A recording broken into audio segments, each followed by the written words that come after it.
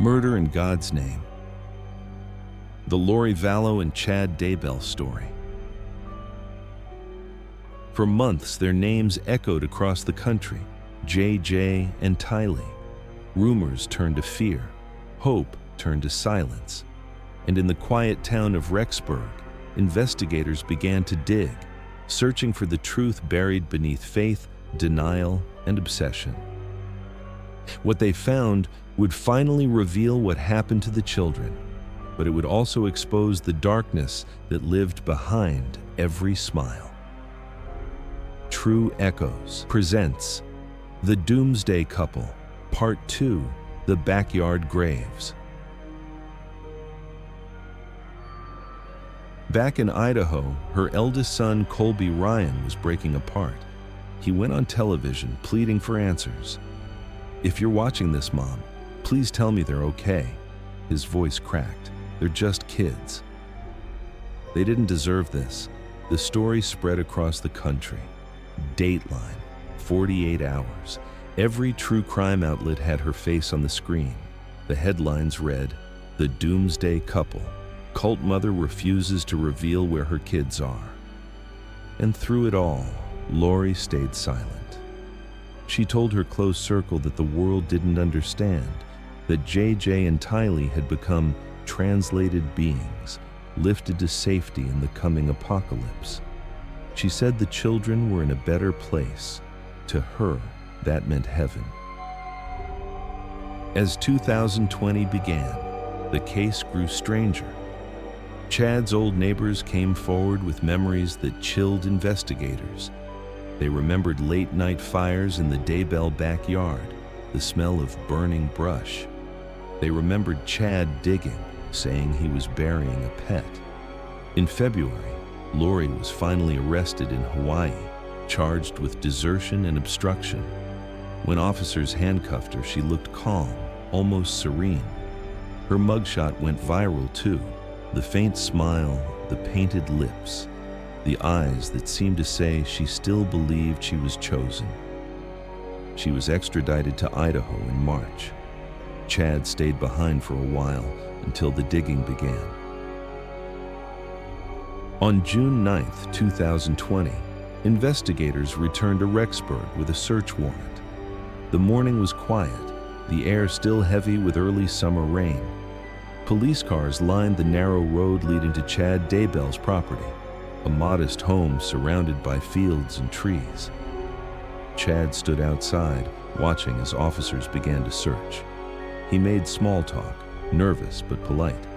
He told one of them, "You won't find anything." But hours later, they did. Behind the red barn, near a patch of recently disturbed soil, cadaver dogs alerted.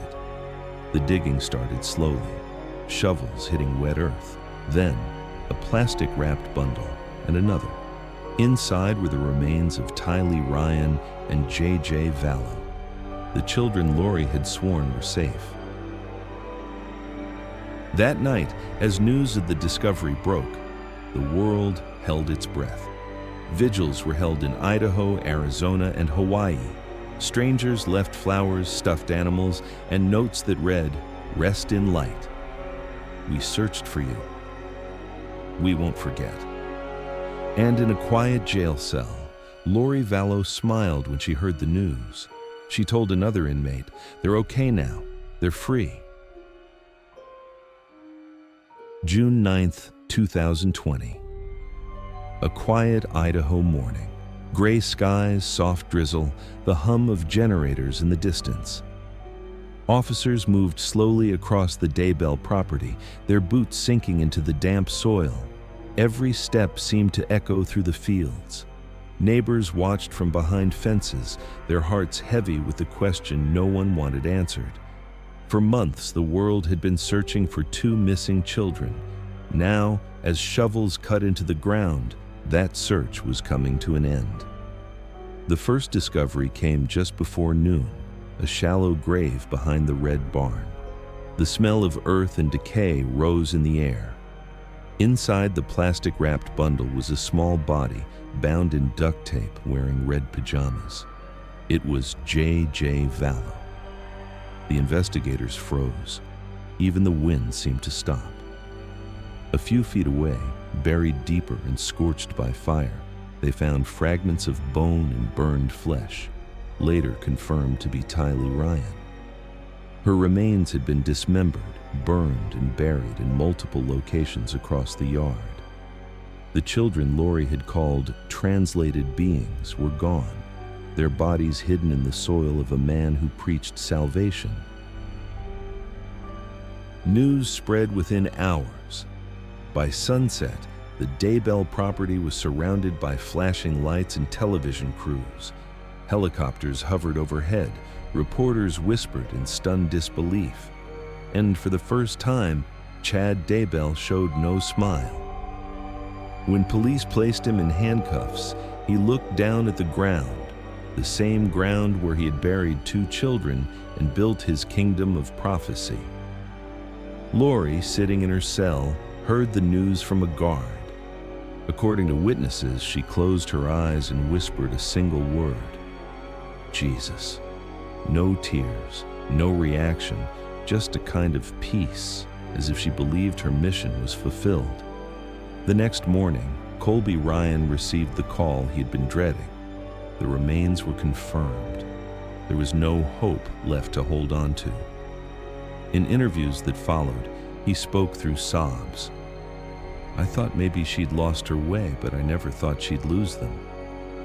My brother, my sister, they were just kids. He told reporters that Lori had been his hero once, the mother who read scriptures at bedtime, who sang in the car, who told him that angels watched over them. And now, she was the reason those angels were needed. Across the country, communities held vigils.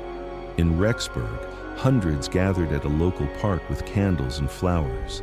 Children's toys were placed at the base of 2 framed photos: JJ's bright smile, Tylee's confident grin. The crowd sang softly, the lyrics trembling in the night air. Some people prayed, others stood in silence, unable to find words. In the middle of the crowd, a sign read, "Remember them. Believe the children." The discovery also tore through the media. Headlines filled every screen. Children found on property of Doomsday couple. Mother and prophet arrested in Idaho.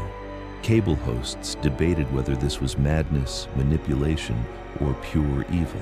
Psychologists described shared delusional disorder, 2 people feeding each other's obsessions until reality itself collapses.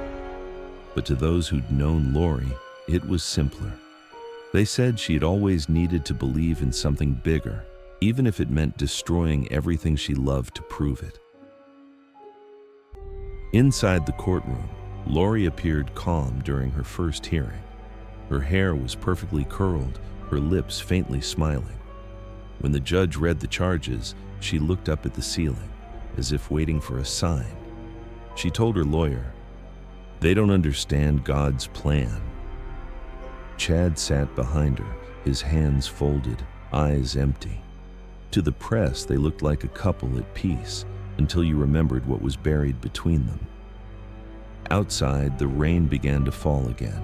On the Daybell property, yellow tape flapped in the wind, and the muddy holes slowly filled with water.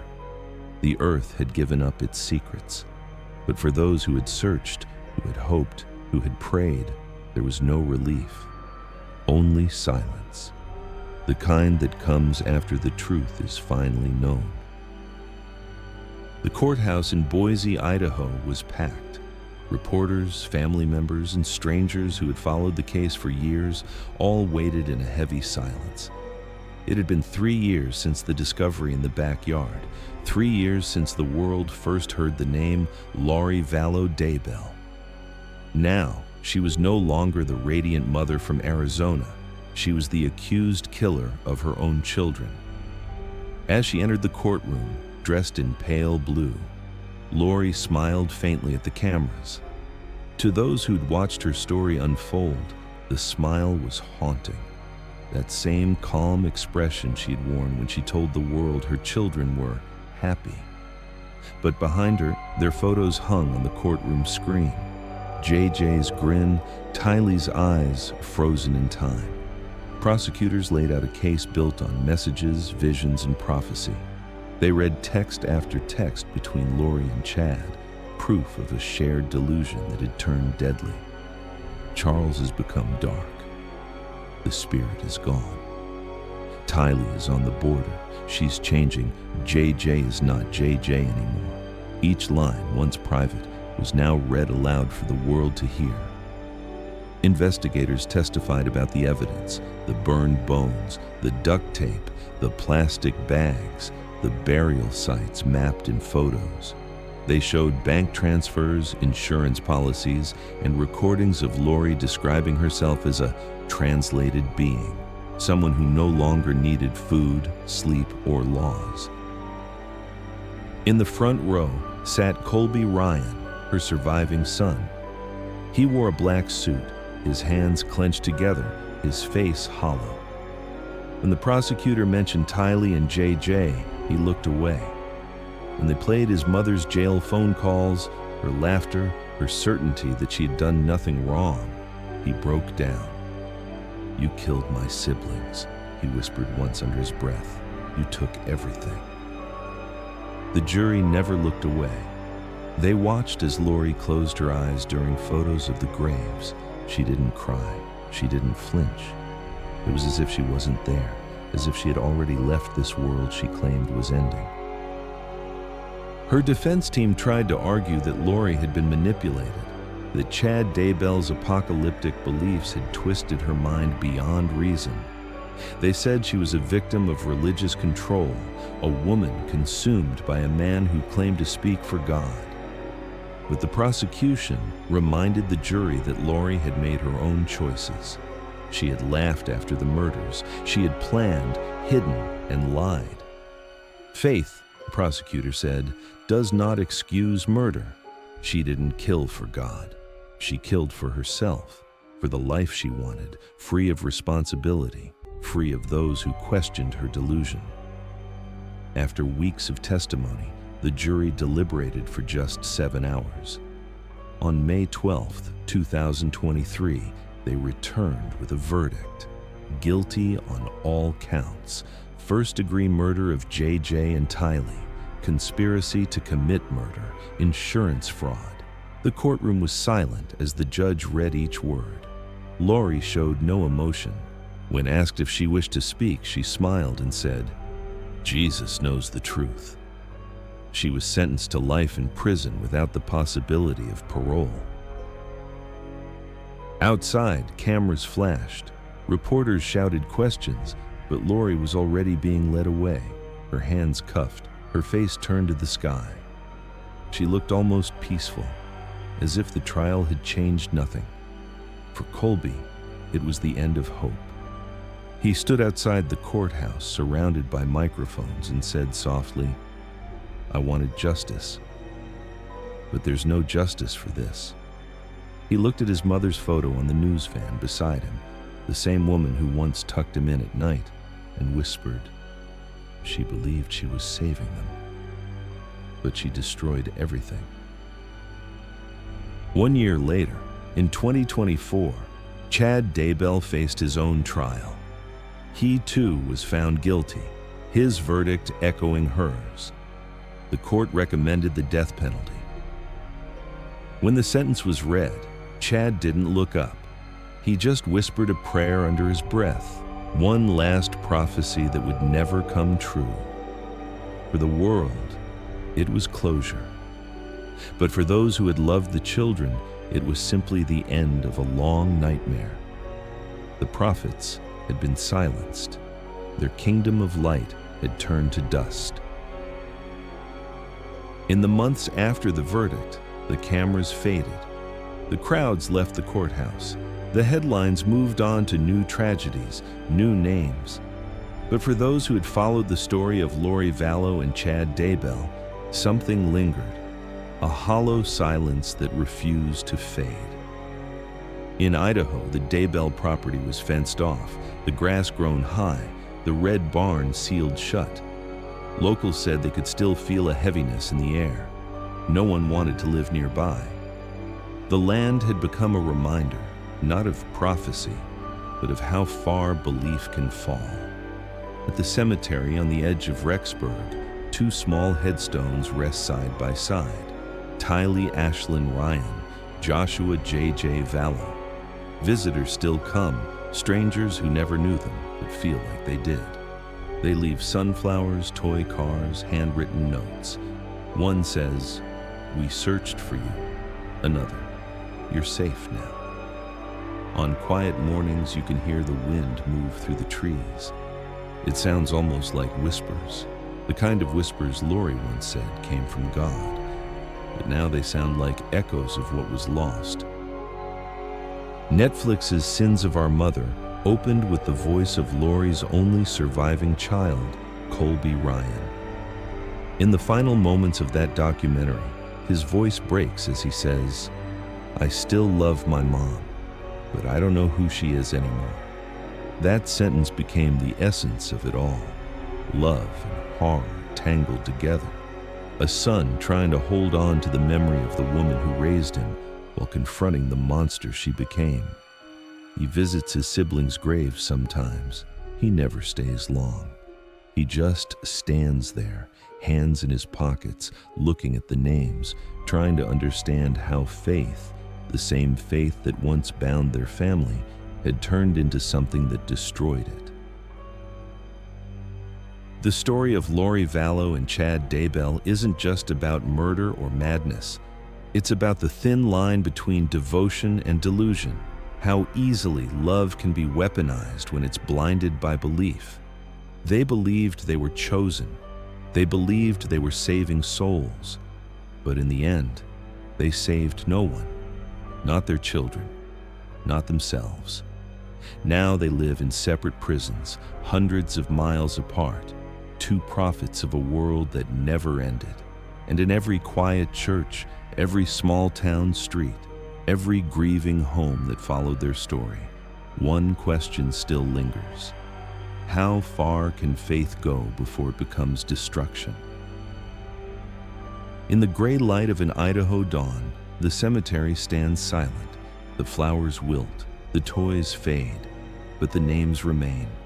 Tylee, JJ, forever remembered, forever innocent. In the quiet town of Rexburg, the echoes of faith and fear still linger. Lori Vallow and Chad Daybell's story began with light and ended in shadows. Two innocent children, Tylee and JJ, became symbols of the cost of the blind devotion. What began as belief became obsession. What was promised as salvation led only to silence. And in that silence, the world was left with one haunting question. How far can faith go before it becomes madness? True echoes. Remembering is its own form of justice. In the end, justice found Lori and Chad. But behind every crime, there's another echo, another story waiting to be told. Next on True Echoes, Monster, the Aline Warno story.